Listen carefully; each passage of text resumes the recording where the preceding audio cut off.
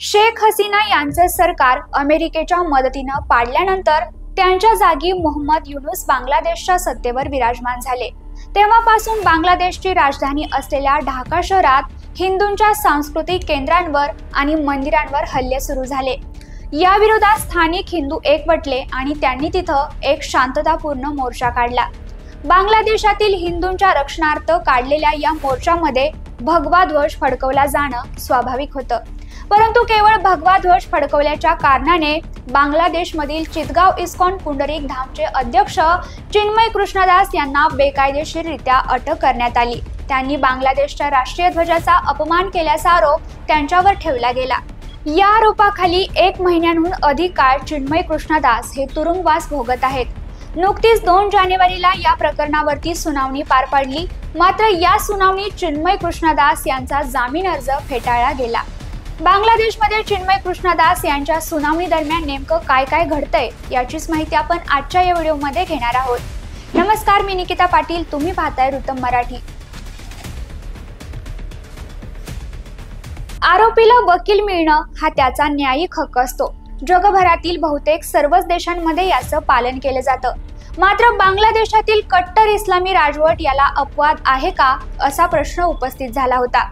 याचं कारण म्हणजे बांगलादेशमध्ये बेकायदेशीरपणे अटक केलेल्या चिन्मय कृष्णदास यांच्या जामिनाच्या याचिकेवर यापूर्वी 3 डिसेंबरलाही सुनावणी होती, परंतु या सुनावणीसाठी चिन्मय कृष्णदास यांना वकील मिळू नये आणि वकिलांअभावी त्यांना कठोर शिक्षा ठोठावता यावी यासाठी शर्थीचे प्रयत्न केले गेले। वास्तविक आरोपी आणि वकील यांना सुरक्षा पुरवणं हे प्रशासनाचं काम असतं, मात्र बांगलादेशमध्ये प्रशासनाकडूनच बेकायदेशीर वागणूक दिली जात आहे। जे वकील चिन्मय कृष्णदास यांच्या बाजूने युक्तिवाद करणार होते त्यांच्यावरच न्यायालयात पोहोचण्यापूर्वी कट्टरपंथीयांकडून जीवघेणा हल्ला करण्यात आला होता।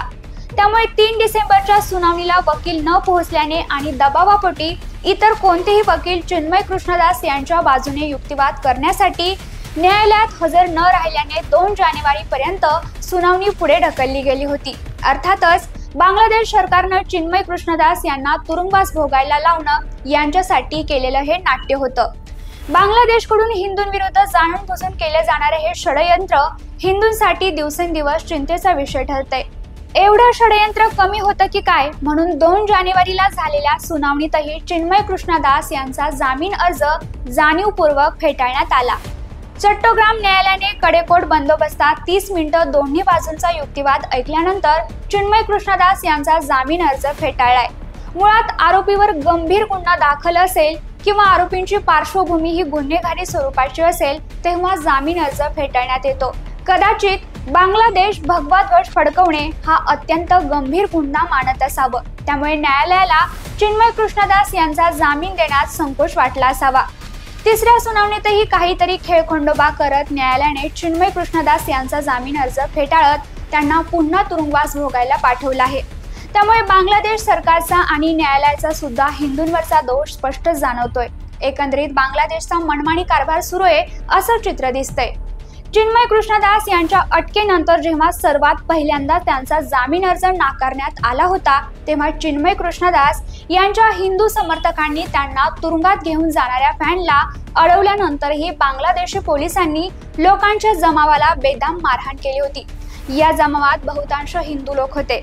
बांगलादेशमध्ये कट्टरपंथीयांकडून हे हिंदू विरोधी वर्तन असं सुरू राहिलं तर चिन्मय कृष्णदास यांच्या सुटकेचा मोठा प्रश्न तर निर्माण होणारच आहे, पण एकूणच हिंदूंची सुरक्षितता देखील धोक्यात येणार आहे।